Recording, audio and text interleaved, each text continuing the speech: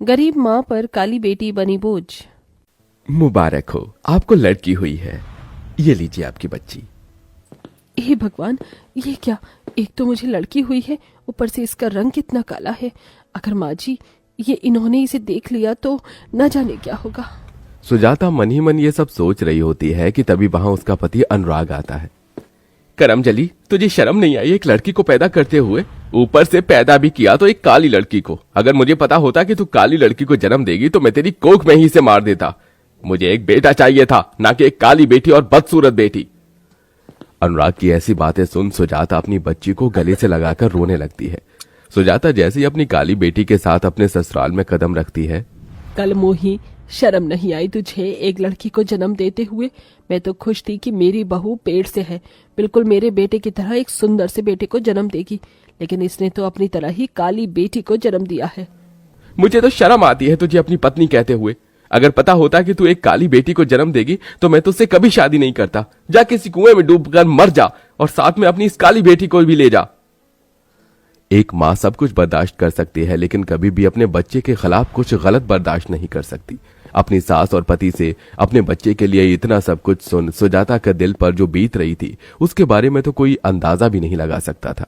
अनुराग को शुरू से ही एक बेटा की चाहत थी, लेकिन अपनी पत्नी को एक काली बेटी को जन्म देने की वजह से अनुराग अब सुजाता से नफरत करने लगता है। इसलिए अनुराग अब गांव की एक गोरी लड़की से शादी कर लेता है। ये आपने क्या किया? मेरे होते हुए आपने दूसरी शादी कैसे कर ली? अब मेरा और मेरी बच्ची का क्या होगा? आप ऐसा कैसे कर सकते हो? तुझे क्या लगता था कि मैं तेरे और तेरी इस काली बेटी के साथ जिंदगी भर रहकर अपनी पूरी जिंदगी बर्बाद करूंगा? इसलिए मैंने किरण से शादी कर ली है। मुझे पूरा भरोसा है कि किरण एक बेटे को ही जन्म देगी, इसलिए मैं किरण के साथ हमेशा हमेशा के लिए ये गांव छोड़कर जा रहा हूं। अनुराग दूसरी शादी कर हमेशा हमेशा के लिए गांव छोड़कर चला जाता है। अनुराग के जाने की वजह से अब घर की सारी जिम्मेदारियां सुजाता पर आ गई थी, इसलिए अब सुजाता मेहनत मजदूरी करके घर में सबका गुजारा चलाती है।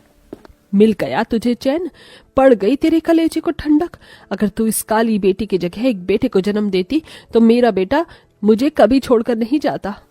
कलावती के ताने सुजाता के दिल पर किसी तीर की तरह लगने का वार करते थे, लेकिन सुजाता सिर्फ अपनी बच्ची के लिए सब कुछ बर्दाश्त करके हमेशा चुप रहती है।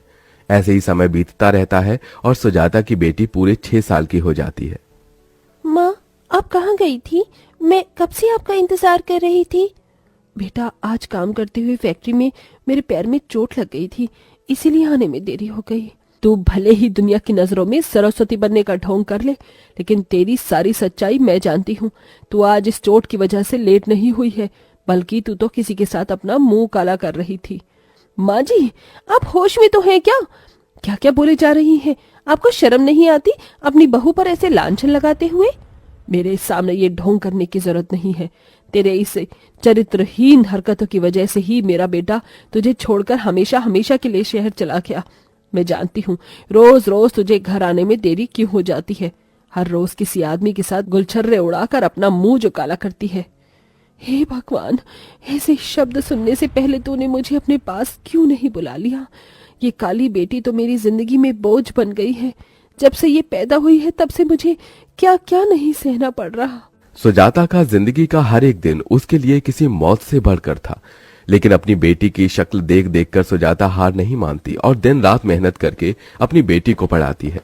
ऐसे ही समय गुजरता है और अब काजल बड़ी हो जाती है। माँ देखो, मैंने पूरे कॉलेज में टॉप किया है। मैं जानती ही थी कि मेरी काजल ही पूरे कॉलेज में टॉप करेगी। अब आप देखना कि मुझे किसी बड़ी कंपनी में नौकरी मिलेगी और फिर आप, मैं और दादी इस छोटे से घर को छोड़कर एक बड़े से घर में रहेंगे। बस बस, ये झूठे सपने दिखाने की कोई जरूरत नहीं है। तो जैसी काली बदसूरत को कोई अपनी कंपनी में नौकरी तो देना दूर, कंपनी के आसपास भी भटकने भी नहीं देगा। सुजाता, मेरी मान तो अपनी इस काली बदसूरत बेटी की शादी कर दे। मुझे तो इसकी शादी होना भी नामुमकिन सा लगता है। इसकी इस काली भयानक शक्ल को देखकर तो कोई भी इसे अपनी बहू नहीं बनाना चाहेगा। अपनी दादी की बात सुन काजल बहुत दुखी होती है, लेकिन काजल जानती थी कि उसकी माँ ने उसके लिए कितनी मेहनत की है, इसलिए काजल हार नहीं मानती है और एक बड़ी सी कंपनी में इंटरव्यू देने के लिए जाती है। काजल पढ़ने लिखने में बहुत अच्छी थी, इसलिए उसे कंपनी में जॉब मिल जाती है।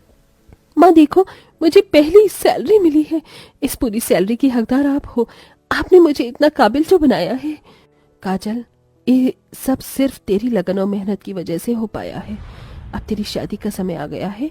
तुझे पता है, आज विमला अपनी बेटी का रिश्ता तय हो जाने की खुशी में मिठाई देकर गई थी। मैं भी चाहती हूँ कि मैं भी अपनी बेटी का रिश्ता तय होने की खुशी में गांव के लोगों को मिठाई, लड्डू। मैंने पंडित जी से बात भी कर ली है। परसों तुझे लड़की वाले देखने आ रहे हैं। माँ, मुझे बहुत डर लग रहा है। क्या वो लोग मुझे पसंद करेंगे? मेरी बेटी बहुत काबिल है। मुझे यकीन है कि वो तुझे जरूर पसंद करेंगे। अपनी माँ की बात सुन काजल को सुकून मिलता है। ऐसे ही 2 दिन गुजर जाते हैं और आज लड़के वाले काजल को देखने के लिए आते हैं। देखिए, मेरे बेटे के लिए एक से एक लड़कियों के रिश्ते आते हैं, लेकिन पंडित जी के कहने पर हम आपकी बेटी को देखने आए हैं। आपकी बेटी के काले होते हुए भी हम उसे अपने घर की बहू बनाने के लिए तैयार हैं, लेकिन दहेज में हमें 20 लाख रुपए चाहिए। भाई साहब, हम लोग दहेज में 20 लाख रुपए दे सके, इतनी तो हमारी हैसियत नहीं। तो बहन जी, ये रिश्ता भी नहीं हो सकता। मैंने तो पहले ही कह दिया था कि इसका रिश्ता हो पाना बहुत मुश्किल है। इसकी काली शक्ल देखकर कौन इसे अपने घर की बहू बनाना चाहेगा। इससे अच्छा तो इसे जहर देकर मार देती, वही तेरे लिए सही था। अपनी दादी की बात सुन काजल की आंखों में आंसू आ जाते हैं और वो भागते हुए अपने गांव की नदी किनारे चली जाती है और वहां जोर जोर से रोने लगती है। काजल के रोने की आवाज सुन वहां पर एक अंशुमन नाम का लड़का आता है। अरे, आप ऐसे ही रो क्यों रही हैं? तुमसे मतलब? ठीक है, अगर आपको नहीं बताना तो कोई बात नहीं, लेकिन इतना गुस्सा मत कीजिए। ये लीजिए रुमाल, इससे अपने आंसू साफ कर लीजिए। अंशुमन काजल को रुमाल देकर वहां से चला जाता है और पेड़ के पीछे छुपकर काजल को देखने लगता है। ऐसे ही समय गुजरता रहता है और आज फिर एक बार काजल को देखने के लिए रिश्ते वाले आते हैं। अगर हमें पता होता कि आपकी बेटी ने इतनी काली है और बदसूरत है तो हम कभी भी यहाँ नहीं आते। हे भगवान, अब मैं क्या करूं? मेरी बेटी के काले रंग की वजह से इसका कहीं पर भी रिश्ता नहीं हो पा रहा है।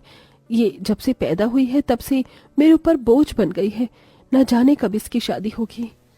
जो भी रिश्ते वाले काजल को देखने के लिए आते हैं तो उसके काले रंग की वजह से शादी से इनकार कर देते हैं, या तो इतना दहेज मांगते हैं जो सुजाता की हैसियत से बाहर था। इसलिए अब बेचारी सुजाता बूढ़ी उम्र में भी मेहनत मजदूरी करके पैसे जोड़ना शुरू कर देती है।